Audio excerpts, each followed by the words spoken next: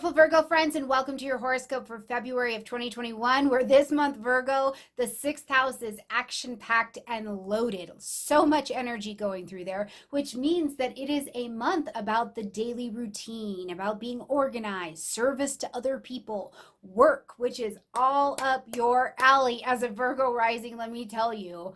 I feel like it's actually a pretty comfortable month. And I will tell you too, if you are unemployed, looking for work, freelancing, you own your own company, you're looking for people to work for you, or you have to make adjustments at work, a loaded sixth house month keeps you busy, but it's also good for bringing those opportunities to the table as well. So we'll talk about all of that in just a second. The eat and greets are going to continue on this month, but what I've got for you now is the opportunity to step over to stormiegrace.com. Right on the homepage, I've got a big, beautiful calendar so you can see who's coming, when they're coming, what we're going to talk about, their bios, and all of that good stuff, so you never have to miss a beat. So make sure you head over to stormiegrace.com, check out that cool calendar that is up there.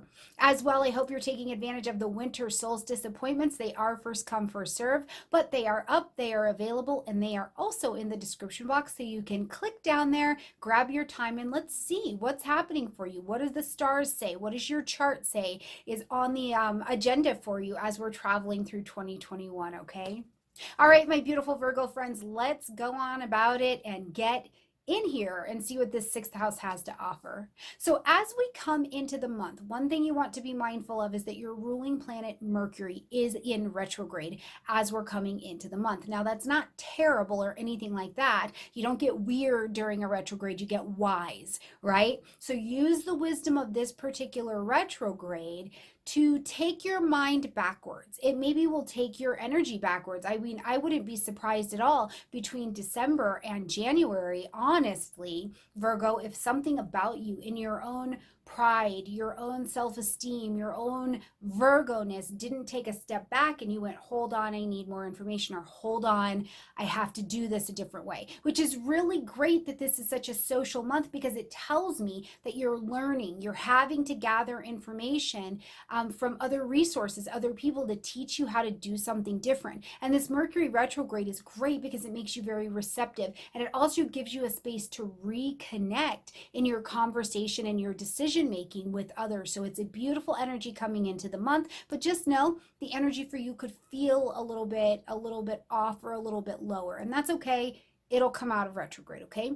As well, Mars, our action planet, is in the energy of Taurus, so steady movement forward, but we're not whipping and racing around this month. It's steady, hard work, very, very earthy quality, okay?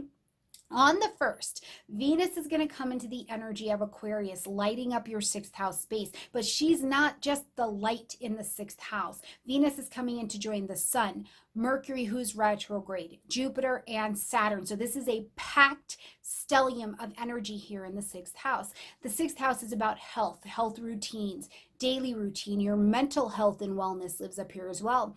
Being of service to other people, your daily routine and schedule. It is about how healthy that daily routine and schedule is. Work things, tasks. It's the minute details of work. It's also about coworkers. So you've got an action-packed amount of energy in this house. Even though Mercury's retrograde, it's surrounded by planets that are moving forward. So you're busy in this area. Venus is magnetizing and magnifying this area. It brings a love, it brings an affection, it brings a diplomacy and ease to this area. It could also be love of work or love of community, because this is Aquarian energy that you are vibing and bringing into your table. Now, I will tell you, I see it very clearly. I don't know who you are, but one of y'all has, it could be more than one of y'all, somebody has got, this person was a social relation to you, and they're a part of your daily routine in your world. This actually looks like you met them at work, or they were a coworker with you or something like that. And this is a romantic opportunity. So Very excited for you. Please let me know if that's you in the comment section down below, but it is crystal clear. I didn't have to see too hard through that one. So whoever you are, please let me know in the comment section down below, okay?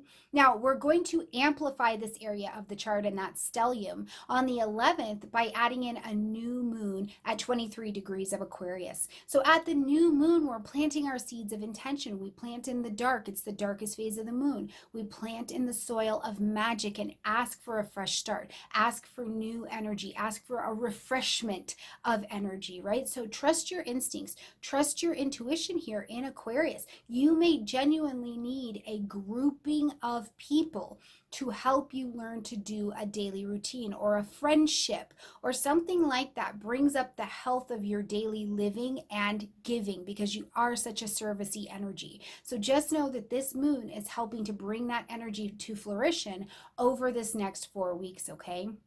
Now, on the 12th, we're going to welcome in the Chinese New Year. And while I don't practice Chinese astrology, I love the symbolism. The metal ox is what is ruling the year this year. Hard work, determination, and hard work to build something. To build something that is critical and is key and is important to you and is important to our society as well. So what are you building this month? Where are you starting your internal building here, Virgo, that requires a lot of relationshiping and a lot of resources to teach you how to do that? Think about that metal ox, okay? On the 14th, it's Valentine's Day, which I love. So even if you don't love Valentine's Day, happy Valentine's Day from me to you, where we will see Mercury, who is still in retrograde, coming into conjunction with Jupiter here in this 6th house.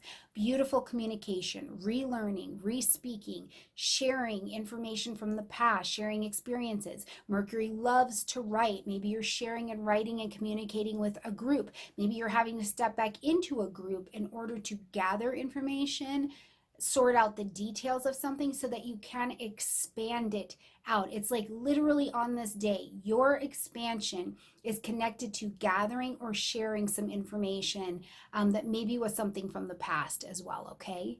On the 17th, we're going to see the Saturn and Uranus square happen. Saturn's in Aquarius over here in your 6th house. We've got Uranus and Taurus in the 9th. As these two square against each other, I want to tell you straight out of the gate, Virgo, don't resist the square. The tension is putting pressure on you on purpose so that you will take an action. You will make a move. Something that you've been working with is too fixed. It's too heavy. It's too held down. So whether it be a belief, a habit, a behavior pattern, it's outdated, and it is literally blocking your progress and your success forward. And what it may even be doing as well is blocking you from other people. So I really want you to pay attention to this square at this time.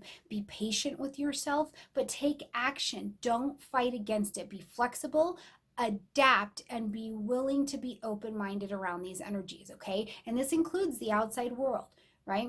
Uranus and Saturn are our social planets, so things in your outside social world could be changing, and it's putting pressure on you to realize the changes in you that need to be happening as well so that you can go along with it. But it ultimately tears down a block to your progress, so it's perfecto. On the 18th, we see the sun moving into the energy of Pisces, so now lighting up your 7th house. So the sun brings light, heat, life, and vitality. And one of the things I keep seeing for you, Virgo, is that if you are in a partnership, really turn your eyes, turn your focus to your partner. What do they need? What do your partnerships in general, whether that be with you and your higher power, you with an important, significant person in your life, your work relationships that you're in partnership with, the things that you are in serious, committed partnership with, turn your attention to them. Let them be vital. Speak love, speak abundance into those things, but give them your attention. Be of service to the things that are the relationships in your life. Now on the 20th, we're going to see Mercury come direct in the energy of Aquarius at 11 degrees. So things in your relationship, decisions that you've been making, or maybe decisions that you wanted to make and they're new to your table, but they felt a little delayed. Mercury out of retrograde kind of paves the way for super forward motion. At this point, all of the planets are in forward motion, so you can consider yourself green on go with relationship things. Now, just behind this on the 25th, Venus is also going to move into the energy of Pisces, okay? So one of the things I keep thinking of here is Venus, if you are single or you've been looking to deepen your relationships, Venus will definitely bring that. But I think that the other part of that is that Venus brings a genuine value to partnerships that you are forming in your life at this time. And I also think that the combination of Sun, Venus, Neptune here is bringing a spirituality. It is bringing a humility to your table where genuinely it's like put down everything you thought you knew, right? You have to put down the life in the moment you thought you were going to have, Virgo, in order to receive the information that lets you have the thing that's actually right for you. So allow this to happen under this energy. It's beautifully done with Venus here. Now, as we get to the 27th, we're going to have a full moon in your sign at 8 degrees of Virgo. A full moon says that something has to be ended, acknowledged, and adjusted. And I'm telling you, Virgo, there is a shedding upon you, right? Put it down. Put it down. Put down the life you thought you had to have for the one that is actually right for you.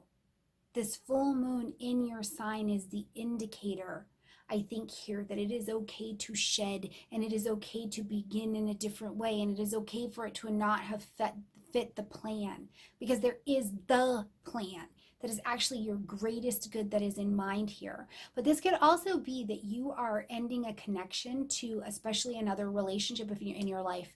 At this full moon, if you feel like these are not the right relationships for me, I need to be connected to something else. And that's not always bad, you know. Maybe you were single and now you're in a couplehood and you need to be with more couples so that you can learn to nurture your relationships and yourself in that way. Do what you need to do. Give yourself some grace to shed the life you thought you were going to have for the one that's actually right, okay? As we close out this month, Virgo, we're going to be in a grand Earth trine, which your energy is a part of. We've got the moon in Virgo, we've got Pluto over in Capricorn in your 5th house, and we have got Mars in Taurus in your 9th house. This is a lot of love. This is a lot of learning. This is a lot of self-expression, and this is a lot of taking your ideals to a higher level. Okay, this grand Earth trine is quite comfortable, so be patient, be methodical, be steady, make practical decisions under this particular opportunity, because you're granted the opportunity, but you have to go to it.